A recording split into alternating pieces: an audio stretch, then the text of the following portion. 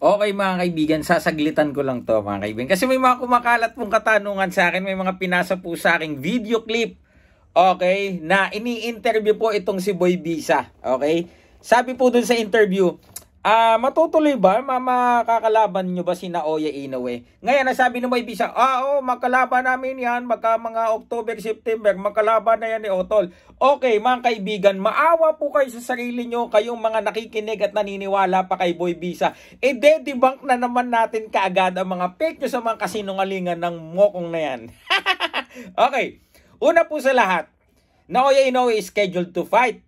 Ito pong si Luis Nery, mga kaibigan, sa Japan. Alam naman na po yan, na-announce na po mga kaibigan. At hindi din po lingid sa inyong kaalaman na if manalo si Naoya Inoue, which is more than 50%, siguro mga 80%, no? Mukhang mananalo siya kay Nery, mga kaibigan, although may lakas din yan si Nery.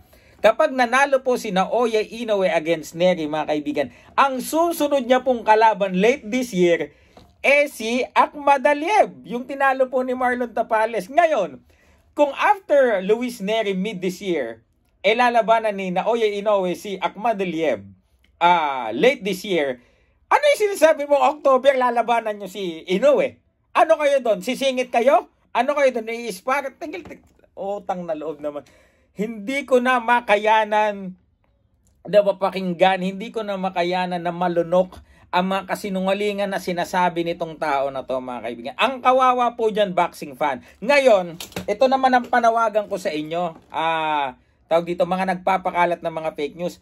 Diba, maawa naman kayo sa sarili ninyo at maawa kayo sa mga boxing fan. Before you release any information, be factual, mag-research kayo. O posible ba to bago ko ilabas? O ano ba yung laban ni Inoue? Okay, may laban kay Nery. Okay, ano pong plano ng Taken, ng Ohashi? After Nery lalaban, if they are successful, lalabanan nila si Akhmadaliev late this year.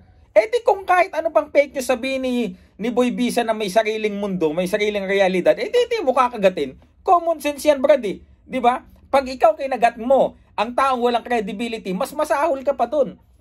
Pagka ginawa mo, pagka kinuha mo ang isang impormasyon galing sa bobo, mas bobo ka pa dun. Naintindihan nyo? Okay, so itong mga tao tuloy, tanong na tanong, SB, tingnan mo, panoorin mo to, may katotohanan ba yan? Hindi na kayo nadala, hindi na, araw-araw na lang ba, i-correct namin kayo? Ha? Araw-araw na lang ba na ginagawa ng Diyos, magpapakalat kayo ng mga kasinungalingan, mga kabulastugan, mga kalat, mga pupo sa mundo ng boxing?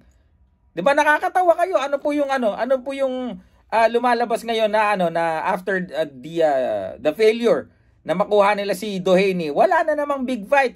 Hindi naman big fight kundi notable opponent. Wala na naman silang makuhang notable opponent. Kaya ganyan na naman sila, mga kaibigan. So, kayo po ang magsaliksik, mga kaibigan, kung ano po yung mga pinapakalat ng mga yan. Ngayon, kung may sentido common kayo, wag na kayo magtanong sa amin, wag na kayo magtanong sa akin. 'Di ba? Tanong nyo na agad, paano, saan kayo sisingit if after Luis Nery, Akhmadaliev na, saan kayo doon po pwesto? Kayo na agad ang magtanong. 'Di ba? Magkaroon kayo ng lohika.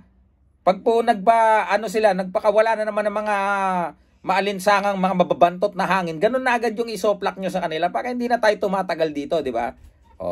Ganun lang 'yung mga kaibigan. Silver Voice TV, magandang gabi po.